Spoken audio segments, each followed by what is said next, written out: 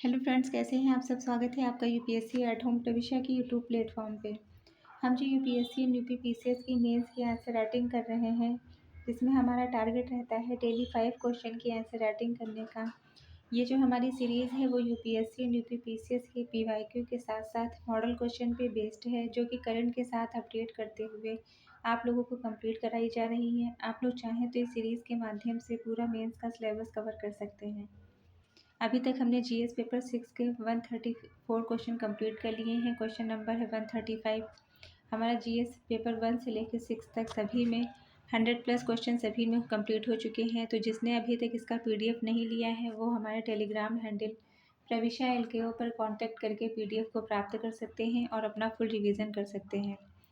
और जो भी बच्चे हमारे चैनल पर फर्स्ट टाइम आए हैं वो इसके पहले की जितनी भी वीडियोस हैं हमारी प्लेलिस्ट में जाके आप सारी देख सकते हैं और पीडीएफ को लेकर पूरा रिवीजन कर सकते हैं, जिससे आपकी मेंस की तैयारी और बेहतर हो सकेगी। तो अभी हम क्वेश्चन को स्टार्ट करते हैं। क्वेश्चन है हमारा जीएस पेपर 6 से। क्वेश्चन क्या है? उत्तर प्रदेश में जीरो पावर्टी गरीबी उन्मूलन अभियान के उद्देश्य, कार्यान्वयन और चुनौतियों का विश्लेषण कीजिए। क्वेश्चन क्या है? क्वेश्चन एक बार फिर से देखेंगे। क्वेश्चन पूछा गया है कि उत्तर प्रदेश में जीरो पावर्टी गरीबी उन्मूलन अभियान के उद्देश्य, कार्यान्वयन और चुनौतियों का विश्लेषण करना है। तो सबसे पहले हम इसकी क्वेश्चन की फॉर्मेटिंग करेंगे। 15 से लेकर 20 शब्दों में हम इसका इंट्रो देंगे। इंट्रो में हम डेटा का यूज़ करेंगे। नेक्स्ट जो कि क्वेश्चन की मेन बॉडी में पूछा गया है, उसमें क्या है, उद्देश्य के बारे में हमें इसके बताना है, इसके कार्यान्वयन और इसकी चुनौतियों का हमें ये करके विश्लेषण करना है। तो ये सारे पॉइंट आपके मेन बॉडी में आ जाएंगे। नेक्स्ट हम इसका कंक्लूज़न देते हुए अपने आंसर को कंप्लीट करेंगे। तो सबसे पहले बात करते हैं हम इसके इंट्रो की। इंट्रो में हमने क्या दिया है, नीति आयोग की एमपीआई 2023 की रिपोर्ट के अनुसार 2015 और 2016 से 2019-2021 के बीच यूपी में लगभग 5.3 करोड़ लोग बहुआयामी गरीबी से बाहर आए हैं, जो कि राज्य की लक्षित योजनाओं की प्रभावशीलता को दर्शाता है। ये जो नीति आयोग के द्वारा जो ये आंकड़ा जो दिया गया है, एमपीआई की जो रिपोर्ट आई है 2023 के अकॉर्डिंग, उसके अंतर्गत क्या बताया गया है कि 2015-16 से 2019 और 20 में कितना अंतर देखने को मिल रहा है। यूपी में लगभग 5.3 करोड़ लोग बहुआयामी गरीबी रेखा से बाहर हुए हैं, जो कि क्या दर्शाता है कि राज्य के अंतर्गत जो योजनाएं जो आई हैं उनका जो समुचित रूप से उनका क्रियान्वयन हो पाया है। तो ये लक्षित योजनाओं की प्रभावशीलता को दर्शाता है।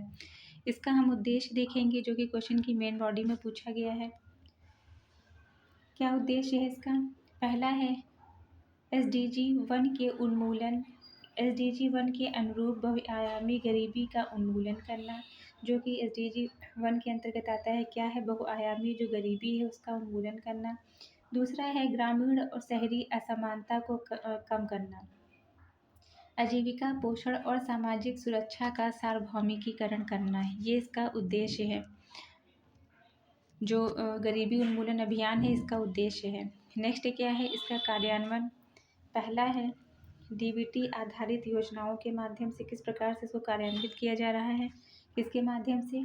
डीबीटी आधारित योजनाओं। डीबीटी का फुल फॉर्म होता है डायरेक्ट बेनिफिट ट्रांसफ़र, मतलब जो लाभ है वो सीधे जो है उसका बेनिफिट जो है किसको जाए, हितधारक के खाते में जाए। मतलब बीच में बिचौलिया जो वर्ग है उसकी भूमिका इससे कम होती चली जा रही है। तो ये जो हमने देखा डीबीटी आधारित योजना, इसके अंतर्गत क्या है, पीएम किसान, दूसरा है उज्ज्वला, पीएमएवाई, एनएफएसए। पीएम किसान, इसके अंतर्गत क्या है, जो पीएम किसान है यह भारत सरकार ने 100% वित्त पोषण के साथ एक केंद्रीय क्षेत्र की यह योजना है। इस योजना के तहत सभी किसान परिवारों को 6,000 प्रति वर्ष की आय सहायता प्रदान की जाएगी। योजना के लिए परिवार की परिभाषा में कौन कौन शामिल हैं? पति, पत्नी और नाबालिग बच्चे इसके अंतर्गत आते हैं। तो इसके अंतर्गत जो पीएम किसान जो योजना है, इसके अंतर्गत जो लाभ है वो किसको दिया जाएगा, सीधे जो है हितधारक के खाते में जाएगा। बिचौलिया वर्ग की भूमिका इसके अंतर्गत कम होती है। दूसरी हमने देखी उज्ज्वला योजना। नेक्स्ट क्या है पीएमएवाई। पीएमएवाई का फुल फॉर्म होता है प्रधानमंत्री आवास योजना। का लक्ष्य क्या है? शहरी और ग्रामीण भारत में आर्थिक रूप से कमजोर वर्गों, निम्न आय वर्ग और मध्यम आय वर्ग के परिवारों को किफ़ायती आवास उपलब्ध कराना, जिससे बुनियादी सुविधाओं के साथ पक्का घर बनाना या खरीदारी शामिल है, जिसके लिए ब्याज सब्सिडी और सीधी वित्तीय सहायता दी जाती है, ताकि सभी के लिए आवास के सपने को साकार किया जा सके, जिसके शहरी और ग्रामीण दोनों संस्करणों की समय सीमा बढ़ाई गई है। नेक्स्ट हम बात कर रहे हैं ODOP मतलब one district one product MSME नीति। इससे क्या होगा? स्थानीय रोजगार का सृजन होगा। नेक्स्ट है स्वास्थ्य व पोषण। इसमें क्या है? आयुष्मान भारत और पोषण अभियान के माध्यम से इसका जो है क्रियान्वयन किया जा रहा है। ग्रामीण फोकस में क्या है? SHGs मतलब स्वयं सहायता जो समूह है और NRLM कौशल विकास मिशन के माध्यम से जो है ग्रामीण विकास किया जा रहा है। NRLM का फुल फॉर्म है राष्ट्रीय ग्रामीण आजीविका मिशन। नेक्स्ट हम देखेंगे इसके समझ कौन कौन सी चुनौतियां व्याप्त हैं। पहला है क्षेत्रीय विषमता। कहाँ पर? पूर्वांचल और बुंदेलखंड क्षेत्रों में। दूसरा है मतलब क्षेत्रीय विषमता के कारण जो है क्या इस योजना का जो है समुचित रूप से क्रियान्वयन नहीं हो पा रहा है। अनौपचारिक रोजगार व कम आय सुरक्षा देखने को मिल रही है। शहरी और ग्रामीण शहरी गरीबी और प्रवासी श्रमिकों की अनदेखी। दूसरा है डेटा आधारित टारगेटिंग की सीमाएं हैं।